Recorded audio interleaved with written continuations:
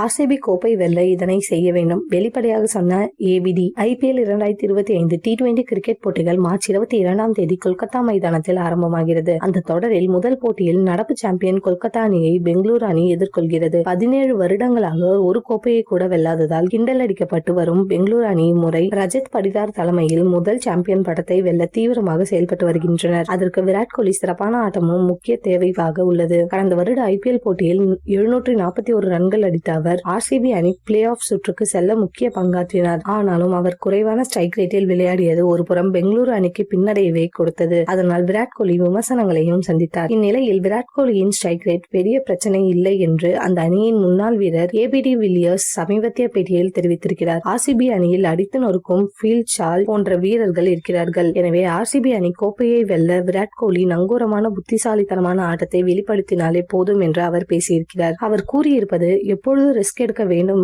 எப்பொழுது கூடாது என்பது விராட் கோலிக்கு தெரியும். இந்த IPL தொடரில் அவர் பெங்களூரு அணியின் பேட்டிங் துறையின் கேப்டனாக செயல்பட்டு புத்திசாலித்தனமான கிரிக்கெட்டை விளையாட வேண்டும். தன்னை சுற்றி அதிரடியாக விளையாடும் வீரர்கள் இருப்பதால் விராட் புத்திசாலித்தனமான கிரிக்கெட்டை விளையாடினாலே பெங்களூரு அணி கோப்பையை வெல்ல வாய்ப்புள்ளது என கூறியுள்ளார்.